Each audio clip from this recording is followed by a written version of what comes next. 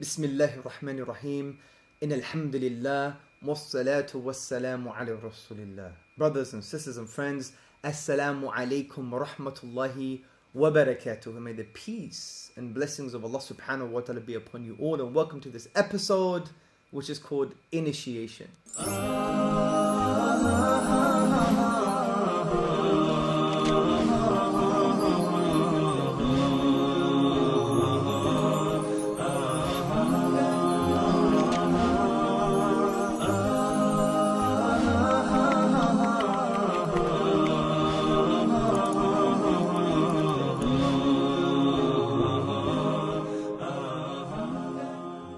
This episode teaches you on how to link any conversation, any question to da'wah, to the oneness of Allah subhanahu wa ta'ala, to the call to paradise.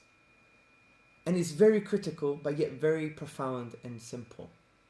Because generally speaking, in the da'wah, when we try to articulate a warm, compassionate, loving case for Islam to the wider society, what we end up doing is we become overly rationalistic. We basically lose the plot. We have door-to-door argumentation. We don't lead the discussion. We don't know what the objectives are. We try to defend things that we can't defend. We try to claim knowledge to things that we don't have knowledge of. And we go around it in circles and we end up not doing anything. But this approach, called initiation, is very profound. Because it allows you, if you get asked a question, or if you pose a question during some kind of discussion or just normal friendly conversations with human beings, it allows you to link all of that to the oneness of Allah subhanahu wa ta'ala, which is the essence of Islam. Because what is the essence of Islam? It's not to be overtly rationalistic, but to show people that we peacefully submit to the will of Allah subhanahu wa ta'ala, the one true God. So let me give you a bit of a context here. You may be at university, college, at work, at home, and you may get posed the question, "Hello Aisha, how come you've been covering your face lately? What's the matter?"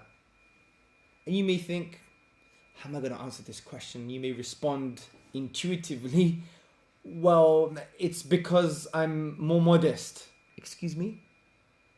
You're trying to say that I'm not modest because I'm not covering my face and my hair? Oh, I didn't really mean that. What I meant is the kind of modesty that we have in Islam. Oh, so there's a different type of modesty, a normal modesty and an Islamic modesty. No. What I'm trying to say is that I basically, it's one of my rights. I choose to do it.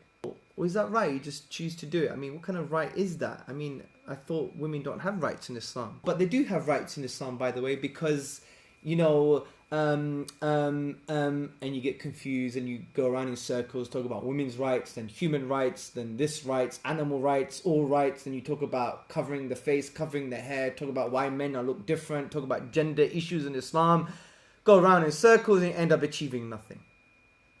And this is what we do, most of us. But the way to break that, brothers and sisters and friends, is to apply initiation.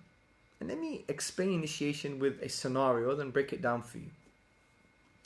Someone comes up to my stall. I have a da'wah stall, an outreach stall talking about Islam. John comes and speaks to me. "Hello, Mr. Thesis. I've seen this stall. I'm very happy that you're doing outreach in our community. I would like to ask you a question." "Of course, John. This is why we're here. Please ask away. By the way, it's very hot today. Would you like some orange juice?" "Oh, thank you. Sure." "So what's your question, John?" "Well, my question is, why have you grown a beard? Because before, in our local community, I never saw you with a beard. Why are you growing a beard now?" And then I would reply, "Well, that's a very good question, John. That's a very good question. You know, I had the same type of questioning before I converted to Islam 12 years ago. So I really empathize where you're coming from. However, John, in order for you to understand the answer, you really have to understand the concept of Islam. Do you have some time for me to explain this to you? Do you?" And then John will reply, "Yeah, sure, he has time." And this is very interesting, because what this does now, it allows me the opportunity to explain the concept of Islam. But before I discuss further, look what I've done. I use akhlaq, adab. I empathize with his question. I didn't say your question was wrong, evil, ignorant, you're blinded by the media, you've been watching too much Fox News, for example. I actually empathize with him. I even said it was a hot day, do you want some orange juice? I tried to connect with him as a human being. I thanked him for his question.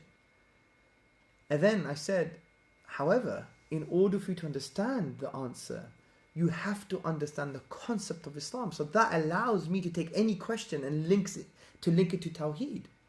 And therefore I asked for his time at the end, naturally.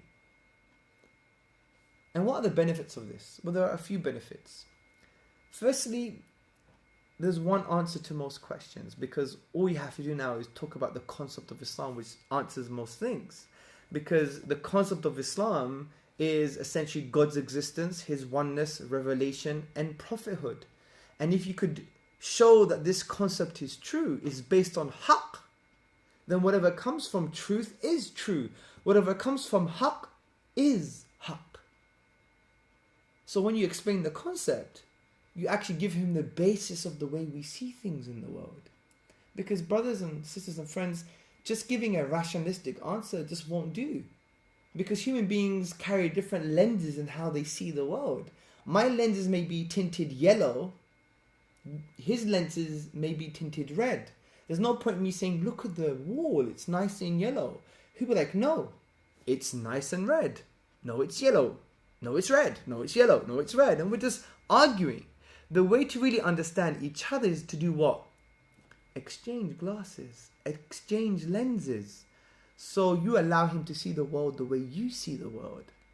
So by saying to people, in order for you to understand the answer, you have to understand the concept of Islam, you're being more truthful to them, because you're giving the basis on how you see the world, on why you really grow a beard. It's not because, growing the beard absorbs ultraviolet radiation, right? And therefore less likely to get skin cancer in your face, which is true, by the way, but that's not the reason. The reason is because we worship Allah. And the concept is about worshipping Allah. He knows we don't. He's the authority. All you have to show is the concept's true to prove that. That Allah exists, He is one, He has a revelation, He has a prophet. God's existence, oneness, revelation, and prophethood. So I want you to break down initiation in your mind and work with it, because it's so powerful. And by the way, it's not only done when someone asks you a question. You could do active dawah. You could be on the street or any platform, at work, college, university, giving a talk. And you could be engaging by posing a question. Like, say you're holding a flyer and you're saying, excuse me, sir, excuse me, ma'am, today we're talking about what's the purpose of life. Do you want to have a discussion? Sure. And then you say, well, in order for you to understand what the purpose of life is, you have to understand the concept of Islam. It's exactly the same way, whether you pose a question or you're asked a question. You say, in order for you to understand what's your goal in life, what's your purpose in life, you have to understand the concept of Islam. In order for you to understand the answer of why I grow a beard, or why my wife covers her head or her face, you have to understand the concept of Islam. In order for you to understand why we pray 5 times a day, you have to understand the concept of Islam. Do you have some time? However, like with most of human interaction, you'd have 2 key contentions. Some people may say, I just want a yes or no answer. I want a yes or no answer. The way I respond, and I've seen this work quite a lot, is by saying, well, Islam is not based on yes or no. You came to want an answer. And I'm sincerely saying to you, and I really sincerely know you want to sincerely engage with me. And I'm sincerely saying that yes or no is not the answer. Let me give you an example. How many days in the week, yes or no? What's your name? Yes or no? What's your views on abortion? Yes or no? Does yes or no represent true answers? Of course they don't. Yes or no doesn't represent the answer. And if you really want to engage with me, then the answer is the concept. And that would make someone sincere into someone sincere. I've seen this happen right in front of my eyes. Another contention is that someone may say, excuse me, Mr. Joseph, I heard you Muslims want to kill all non-Muslim babies and drink their blood. Now, you're not going to obviously respond by saying, Well, that's a very good question. In order for you to understand the answer, you have to understand the concept of Islam. It implies that we do. What I would do here is say, of course not. Our tradition teaches us to be loving and merciful to all children, and all children, regardless if they're Muslim or non-Muslim, atheist or Christian, they're going to paradise. However, in order for you to understand anything about Islam, you have to understand its concept. You still link it, the conversation, to Tawheed. And it's very important to do this, brothers and sisters, because this is the true da'wah. This is the da'wah of the prophets. Take, for example, Yusuf alayhi salam, chapter 12 of the Quran. When he was in the prisoners asked him what?